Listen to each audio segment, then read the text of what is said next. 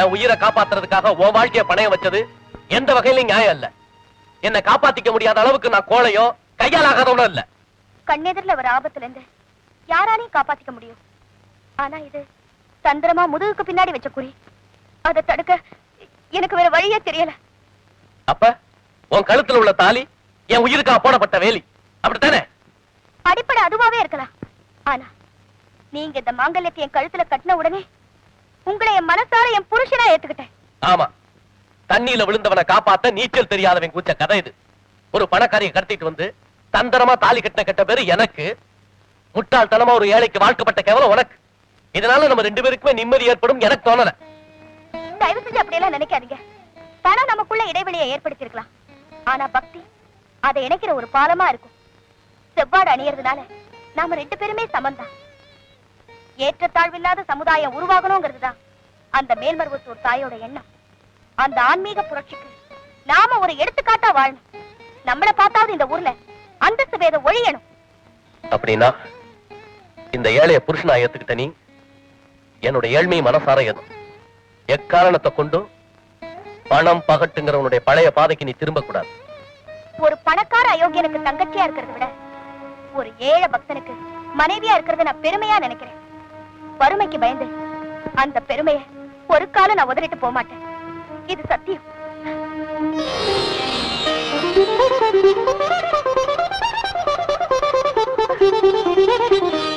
போச்சு, எல்லாமே போச்சு. மச்சான், உன் தங்கச்சியை கட்டிக்கிற பாக்கியம் எனக்கு இல்ல. அந்த உடுக்கி அடி பயிருக்கு கொடுத்து வச்சிருக்குது. That's all right. இந்நேரம் இங்க சாந்தி முகத்தெல்லாம் முடிஞ்சு ஒரு வழியா செட்டில் ஆயிருப்பாங்க. அதை பத்தி சிந்திச்சு என்ன பிரயோஜனம்? இத உள்ள ஊத்திக்கிட்டு மனசு சேர்த்துக்க. நீ ஒருத்தன் புரியாம பேசுற. என் தங்கச்சி எவனோ ஒருத்தனை கட்டிக்கிட்டா நாங்க வருத்தப்படுறேன். சொத்து பூரா அவ பேர்லயே இருக்கு. நாளைக்கு சட்டப்படி சொத்து வேணும் கேட்டா நான் நடுத்தூர்ல நிக்க வேண்டி இருக்கும். சொத்துல வந்த சோகம் தானா? நான் பாசத்துல வந்த பரிதவிப்போன்னு நினைச்சேன். இல்லன்னா வெற்றத்துக்காக போனா அவனை சும்மா விட்டுருப்பனா? என் தங்கச்சியை பகச்சுக்க முடியாத தர்ம சங்கடம் எனக்கு. மச்சான், மனசை தளர விட்டுறாதே. இப்பதான் நீ ஸ்டடியா இருக்க வேண்டிய நேரம். இமீடியட்டா நீ பண்ண வேண்டியது உன் தங்கச்சிய தந்திரமா புருஷங்கிட்ட இருந்து பிரிக்கணும். அப்புறம் பலபந்தமா நீ அவளுக்கு மறு கல்யாணம் பண்ணி வைக்கணும். மறு கல்யாணமா? அவளை யாரா கல்யாணம் பண்ணிக்குவாங்க? ஏன் நான் இல்ல? இப்பவும் உன் தங்கச்சி மேல நான் உயிரையே வச்சிருக்கேன். ஆசைப்பட்டவளை அடையணும். அதுதான் என் பாலிசி. இப்படி பாலிசியோட அலையிற தங்கமான மாப்பிளைய விட்டுட்டு பாலிசியே இல்லாத பரதேசி பயல கட்டிக்கிட்டாலே என் தங்கச்சி. சரி, பத்திரத்தை மாத்தி எழுதிட்டா பாத்தியம் வந்துட போகுது.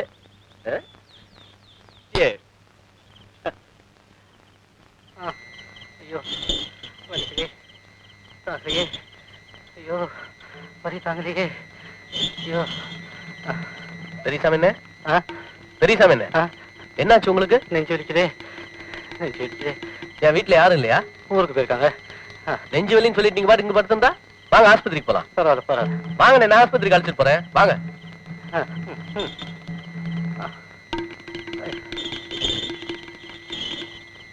ஜாக்கி கொண்டா. நம்ம மாரிமுத்து இல்ல பெரியசாமி கூட்டிக்கிட்டு டவுன் ஆஸ்பத்திரி போய்கிட்டு இருக்கு. அப்படியா? அப்ப இன்னைக்கு ஊருக்கு அவருக்கு அமையல. சபாஷ், ரொம்ப நாளா கோயில் கொள்ளடிக்க திட்டம் போட்டுட்டு இருந்தோம்ல, அதுக்கு இது சரியான நேரம். இப்படியே பேசிட்டு இருந்தா நேரம் போவோம். வாங்கடா போகலாம். வாங்கடா.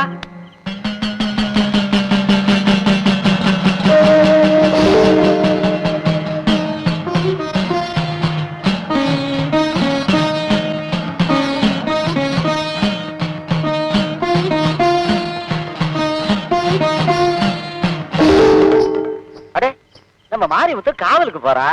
போட்டும் போட்டும்.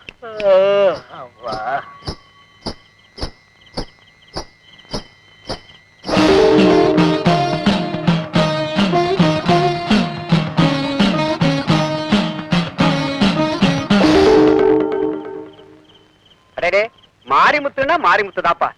காத்தடிச்சாலும் மழை பெஞ்சாலும் காவல் பாட்டுக்கு நடந்துகிட்டே இருக்கு. நான் காவல் இருக்கேங்கிற நம்பிக்கையில தான் அந்த ஊரே உறங்கிட்டு இருக்கு.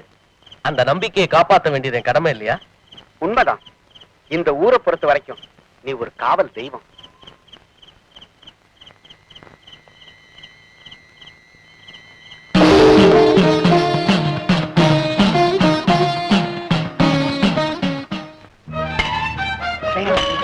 அவசரம் யாரும் வந்துட போறாங்களா? டேய், அந்த வண்டியை எடுத்துட்டு வாங்கடா. நெல்லு முட்டையெல்லாம் ஏத்திட்டு போலாம். சீக்கிரம் போகடா.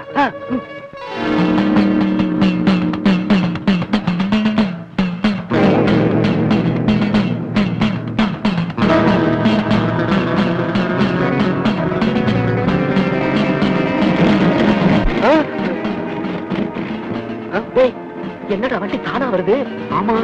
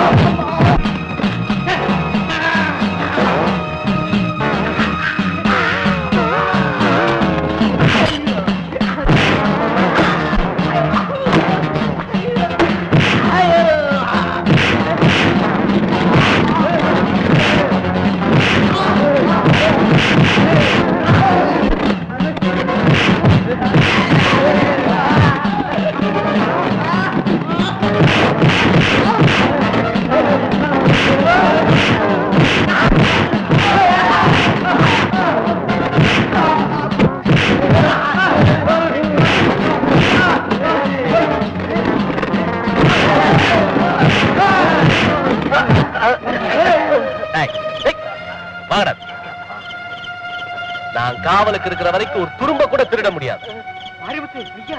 நானே தான். நடக்கடா ஸ்டேஷன்.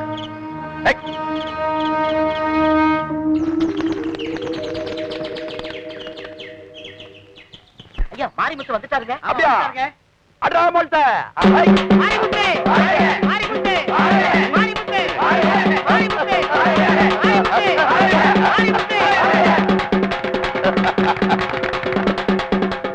நிறுத்துங்க. ஐயா, என்ன எதுக்கு மாலை போட்டு வரவேற்கிறீங்க?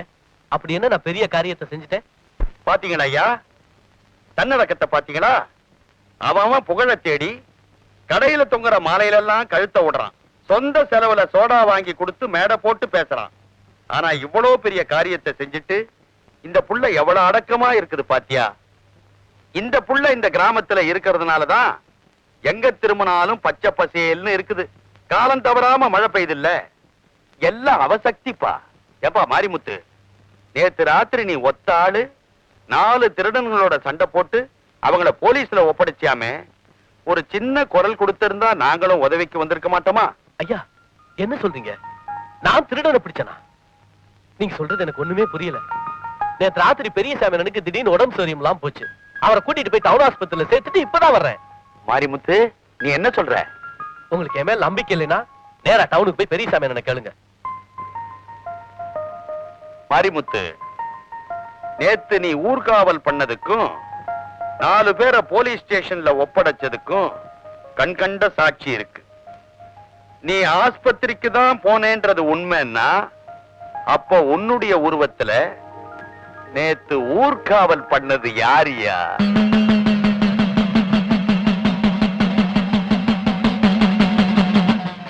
நீங்க ஒரு உண்மையான பக்தங்கிறத அம்மா இந்த ஊருக்கு உணர்த்திட்டாங்க. அந்த தாயே உங்க உருவத்துல வந்திருக்கானா, அதை விட பாக்கியம் என்னங்க இருக்கு? மத்தவங்களுக்கு நாம சேவை செய்யும் போது நம்ம சேவைய அந்த மருவத்தூர் தாயை வந்து நிறைவேற்றி வைப்பான்னு சொல்ல கேள்விப்பட்டிருக்கேன். அப்படிப்பட்ட ஒரு அற்புதத்தை அந்த தாயை என் வாழ்க்கையில் நடத்தி காட்டுவான்னு நான் எதிர்பார்க்கவே இல்லை.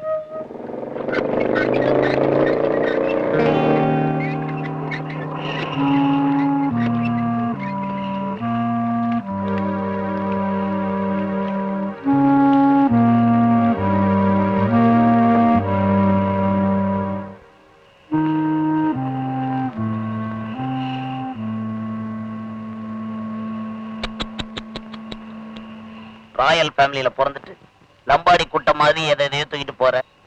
உன்னை எப்படிலாம் வளர்த்த? காலேஜுக்கு போகும்போது 4 புத்தகத்தை நீ தூக்கிட்டு போக நீ சிரமப்படக்கூடாதுன்றதுக்காக ஒரு வேலைக்காரிய வச்ச. இப்ப நீ என்னடா வேலைக்காரி மாதிரி வர. நம்ம பரம்பரை பொம்பளைங்க கர்ப்பத்தை சுமந்திருக்காங்களே தவிர இது மாதிரி கண்டத்தை சுமந்ததில்ல. அந்த படுபாவி பைய உன்னை நடமாடும் சுமதாங்கி ஆக்கிட்டானே. உன்ன மாதிரி பாவத்தை சுமக்கிறத விட இத சுமக்கிறது ஒண்ணும் கேவலம் இல்ல. ஒன்ன சொல்லி தப்பில்ல. சாராய போதையை விட காதல் போதைக்கு பவர் ஜாஸ்தி தான். கொஞ்ச நாளைக்கு இப்படிதான் உளர சொல்லும். தெளிஞ்சதுக்கு அப்புறம் தான் பாதை மாறிட்ட பரிதாபம் நல்லா தெரியும். மடி, நீ எவனையோ கல்யாணம் பண்ணிக்கிட்ட, எனக்கு ஒண்ணும் மன வருத்தம் இல்ல. இள வயசுல இதெல்லாம் நடக்கிறது சகஜம்தான். ஆசைக்கு ஒருத்தனை கல்யாணம் பண்ணிக்கிட்ட, எனக்காக ஆஸ்திக்கு ஒருத்தனை கல்யாணம் பண்ணிக்கிட்டா நானும் சந்தோஷமா இருப்பேன்ல. தூவா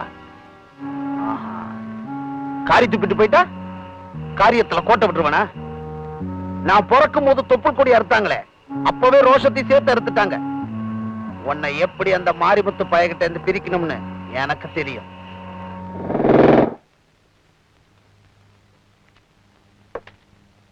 பழனிசாமி, பழனிசாமி, இது எத்தனை? நல்லா பாரு. 5. கரெக்ட். ஐயா, அண்ணன் லெவலை தாண்டிட்டாரு. இனிமே நம்ம வழிக்கு கொண்டு வந்துடலாம். எங்களுக்கு தெரிஞ்ச பெரிய இடங்கள்ல நிறைய பெண்கள் இருக்கிறாங்க. நாங்களே முன்னால் நின்று கல்யாணத்தை நடத்தி வைக்கிறோம். பேசாம மனைவியை ஒதுக்கி வச்சிரு.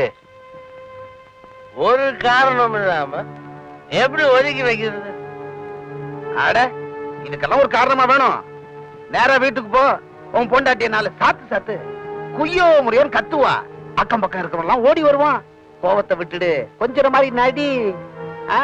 என்னடா அது, புருஷன் கொஞ்சம் பொண்டாட்டி அழறாத அப்படின்னு பாக்குறவங்க குழம்புவாங்க. மறுபடியும் பொண்டாட்டிக்கு பைத்தியம் பிடிச்சு போச்சுன்னு பாக்குறவங்க நினைப்பாங்க. இந்த சந்தர்ப்பத்தை பயன்படுத்தி 2வது கல்யாணம் செஞ்சுக்க வேண்டியதானே? நல்லா இருக்கு, நல்ல ஐடியா, நல்ல ஐடியா.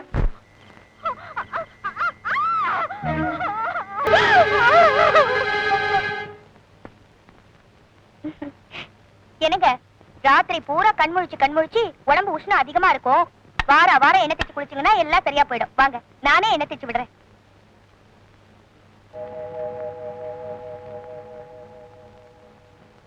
ஏங்க, ஏன் ஒரு மாதிரியா இருக்கீங்க? ஒண்ணு இல்ல. என்னாச்சு சொல்லுங்க. நான் என்னன்னு சொல்லுவேன்? மலையில இருந்து தப்பிச்ச மீன் தரையில விழுந்து துடிக்கிற மாதிரி பேயோட கொடுமையில இருந்து விடுபட்ட என் தங்கச்சி இப்ப புருஷனோட கொடுமைக்கு ஆளாயிட்டா.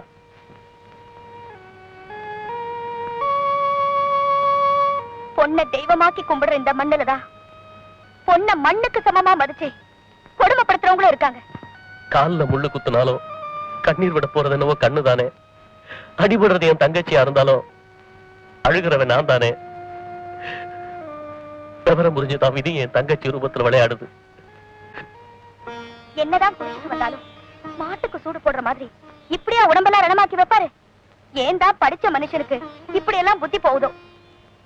கட்டின புருஷன் அடிச்சாலும் உதைச்சாலும் அதை எதிர்க்க முடியாம ஊமையா அடங்கி போற சாதாரண கிராமத்து பொண்ணுதானா? ஆனா காரணமே இல்லாம சித்திரவதைப்படும் போதுதான் ஒரு கணம் எனக்குள்ள இருக்கிற தன்மான உணர்வு இப்படிப்பட்ட கேவலமான வாழ்க்கையை வாழறதை விட தூக்கி எரிஞ்சிட்டு போயிடலாமான்னு துடிக்குது. உன் உள் மனசுல ஏற்படுற உணர்வு நியாயமானதுதான். ஆனா இந்த கிராமத்துல சட்ட புஸ்தகத்தை விட பஞ்சாங்கத்துக்கு தான் மதிப்பு அதிகம். கற்பகம், இந்த அடிவதையெல்லாம் தாங்கிக்கிட்டா உனக்கு பேரு உத்தமி, உதறி தள்ளிட்டா வாழா வெட்டி, மனசொடிஞ்சு தற்கொலை பண்ணிக்கிட்டா நீ ஒரு கோழை. ஒண்ணு மட்டும் சொல்றேன், கோழையா சாகிறத விட வாழா வெட்டியா கேவலப்படுறத விட இந்த சித்திரவதையெல்லாம் தாங்கிக்கிட்டு உத்தமிங்கிற பேரோட வாழறதுல ஒரு தனி சுகம் இருக்கு. கவலைப்படாத கற்பகம், உன்னோட அழுகுரல் நிச்சயமா அந்த தெய்வத்துக்கு கேட்கும். அந்த பங்காரு காமாட்சியின் அருளால உன் வேதனைக்கெல்லாம் ஒரு வழி பிறக்கும். நம்ம தமிழ்நாட்டு தாய்க்குள்ள இருக்காங்களே, இந்த மாதிரி சாதாரண அடிவதைக்கெல்லாம் அசந்தர மாட்டாங்க. அவங்கள நம்ம விட்டு ஒதுக்கணும்னா அதுக்கு ஒரே வழி மானபங்கம். கரெக்ட். துரியோதனன் என்ன செஞ்சான்? அரச சபையை ஆடிட்டோரியம் ஆக்கி, அமைச்சர்ல இருந்து அத்தனை பேரையும் ஆடியன்ஸ் ஆக்கி, திரௌபதி சேலையை உருவல. சகோதரா, அதே மாதிரி உன் மனைவியை நீ மானபங்கப்படுத்தி பாரு. அந்த அவமானம் தாங்க முடியாம அவ ஆத்துலியோ குளத்துலியோ விழுந்து செத்துருவா. அப்புறம் என்ன, நீ திட்டமிட்டபடியே 2ஆம் கல்யாணத்தை ஜாம் ஜாம்னு பண்ணிக்கலாம்.